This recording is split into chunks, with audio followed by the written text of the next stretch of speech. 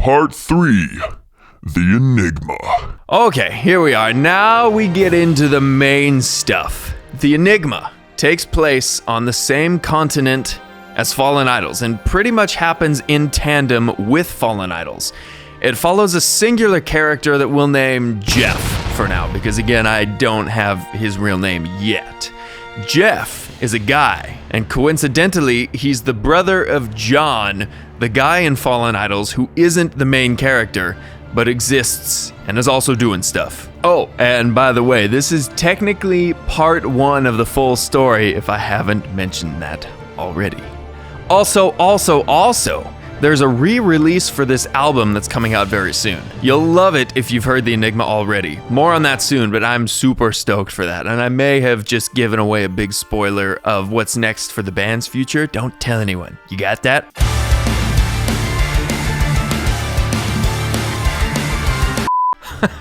Okay, so as I mentioned, Song 1, The Prophecy, is more of a recontextualization of Fallen Idols, but also in a more traditional sense, that serves as the overture for the album itself. It introduces all the musical themes you'll hear in the upcoming songs and sets the overall tone for the album itself. So Song 2, Words of Reverence, is where we finally actually kick things off and get moving. So we open with Jeff in a military training camp trying to be a bro and win a one-on-one sword duel. Because this is a fantasy world, the rules are different and military training camps here don't function as they do in the real world. So there's cliques that form, favorites chosen by drill instructors, all that. It's basically just high school, right? So Jeff has been unknowingly dubbed the Stooge. I can't be the Stooge! And he's basically the guy chosen to be picked on the most, and that the higher-ups are ultimately going to have to fail and unceremoniously kick out of camp because he's going to be served as like a motivation to the other recruits, right? So everyone but Jeff knows this. So because of this, the duel that Jeff is currently in is against the top swordsman of their rank, a jack dude who's like a foot taller than Jeff. Obviously, Jeff gets destroyed, as he's meant to be. And this is why you hear the lyrics in the verse change. So verse 1, I am the greatest, no one compares, they want to be like me, is from the perspective of Jeff, who's been told since he arrived how good of a recruit he is, so he's got this like complex about him. But verse 2, he's the worst I've seen, no one should be like him, is from the perspective of the drill instructors talking to the other recruits behind Jeff's back. So in the end, Jeff loses that fight and gets kicked out of the military. Song number 3, The Path Unsought, is basically just Jeff's lamentation about how he feels like an outsider. Like his whole life's goal of becoming a higher up in the armed forces has been completely shattered, and he has no other motivation. It's kind of a big moment for him since his whole life he thought he was going to be some big badass dude, only to find out he was literally the Stooge. And then we have a few things happen off screen. So Jeff returns home to find it completely destroyed. His whole little town burned to ashes and all the people's corpses piled unceremoniously in the center square and burned. Not good. Pretty sad. He's obviously pretty sad about this, believe it or not. Then he runs across some guards walking through the area, and they arrest him thinking he's some vagrant looter and throw him in a work prison. He spends something like 6 years there, and his hatred for the world just slowly builds. Eventually, he discovers that the people that destroyed his home were called the Enigmatic, the soldiers of the elusive Enigma, a figure nobody actually knows anything about. See, the legend goes that the Enigma is a god from another dimension, with an infinite supply of troops and supplies, given the charge to conquer the entirety of Melodia. He has a base of operations on one coast of the continent, but is slowly expanding his influence out. If anyone has the Enigma as a physical CD, the blurb on the back of the case is about this guy. Far to the east, a land lays in turmoil. A fell spirit has settled over the inhabitants, causing great suffering to all. The people are oppressed through poverty and abuse by tyrant rule. The enforcing army seems to have an endless stream of supplies and numbers from an unknown source. Whispers circulate the land, speaking of a mysterious leader of the army, the one responsible for all their hardship. He has no face, and is only known by a single name, the Enigma. That was Anthony's narrating voice. Okay, so moving on. Eventually, Jeff gets super jacked in prison. Like working out montage gets jacked. And he breaks out. He locates the resistance, which is the army fighting against the Enigmatic, and he joins them. His sole purpose in life now, to find and kill the Enigma for destroying his life. Song number 4, Conflagration, is the story of the conquest of the Resistance.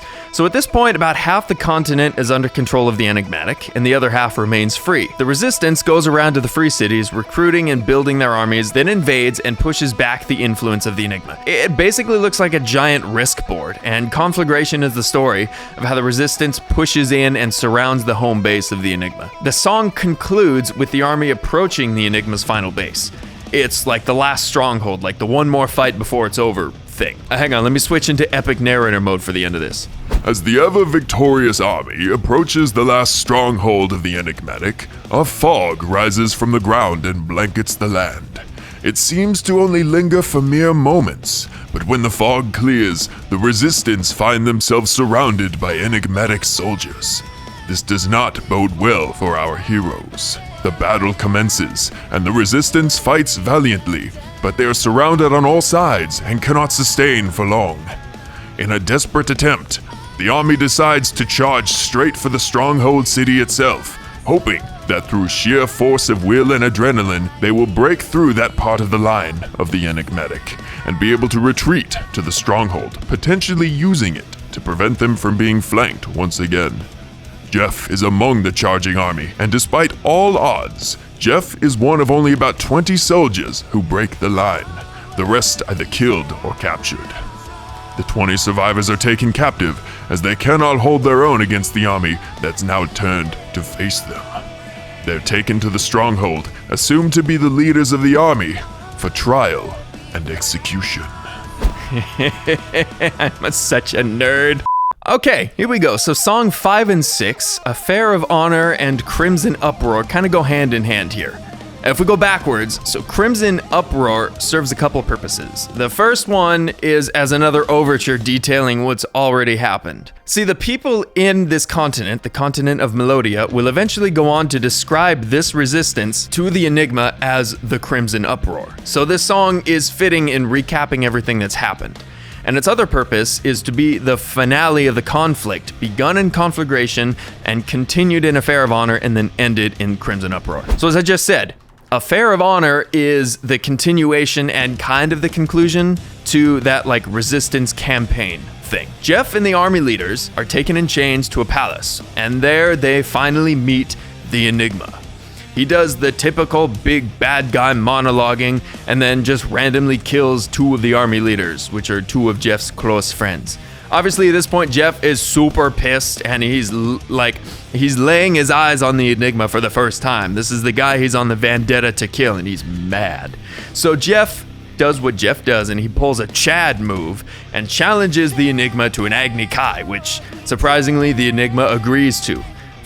For those of you who have not seen Avatar: The Last Airbender, the Agni Kai is just like that fancy term for describing like a one-on-one battle with honor. And just like that, Jeff is having flashbacks to words of reverence in his one-on-one with that guy that whooped his ass in the training camp.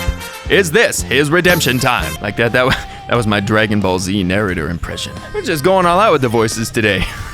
Okay, so the 2 of them fight, and amazingly, Jeff wins, stabbing the Enigma through the throat. So yes, the line in that song that says, "His throat becomes my sheath," is actually accurate. So once the Enigma dies, it's like after Frodo destroys the One Ring and all the enemies either like turn and run or they surrender right there. So essentially the Crimson Uproar ends in victory. Woo! Everyone cheers and party time. Okay, songs 7 and 8, The Brighter Side and Revelation, are the lament and victory songs after the conflict. So the Brighter Side talks about the fallen soldiers and all the destruction and pain the conflict has caused, but Revelation talks about the hope for the future the people have now, banding together to rebuild properly. And also in Brighter Side, we get our first callback to fallen idols. You know, in the verse, elders fallen all around, idols swallowed in flames and dust. Tricky. Okay, so lastly, song 9, Laid to Rest, the big boy. Yeah. It starts as a giant party, celebrating the end of the conflict. Jeff even sings a song from that celebration, lyrics that are straight from the song itself. The lyrics, by the light of the moon, tidings over the western wind, battered shores to stormy top, flows the calamity of sin. The meek stand with hearts of gold, tense amongst the aftermath, dauntless are they rendered, brazen as victory is sought. Okay, commence narrator mode, because this has to be told properly. Like, we gotta put emphasis on how this ends, because it's very important for later on. So, let's go. Our heroes stand victorious. In just a few short days, Jeff has already become a legend, revered by all. But something lingers in Jeff's mind. Something is wrong, and he knows it. Little does he know, he has become connected to the Enigma. During their epic struggle, their souls touched and became intertwined. Concerned, Jeff leaves the party and ventures outside the city up to a cliff overlooking the land. Before him lays the city that was once the Enigmatic's fortress and the sprawling green fields of Melodia, the land he saved. He sighs in satisfaction, sitting back to meditate on his current worries. But then he hears a noise behind him, and as he turns to look, a dagger plunges into Jeff's heart. A crazed cultist stands over him, hooded and bearing the symbol of the Enigma.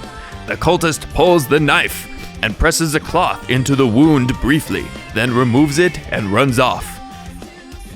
And Jeff dies. The cultist runs away to a far-off place, and eventually he meets up with others like him. They stand in a circle and perform a ritual using Jeff's blood, the blood of the one connected to the Enigma. The ritual ends and the Enigma appears, and he's standing before them triumphant, alive once again. Dun dun dun! Meanwhile, Jeff now floats in nothingness, surrounded by a calming blue. Time and space mean nothing. Eventually, he feels a tug on his soul, and the words, "You must return," echoes in his mind.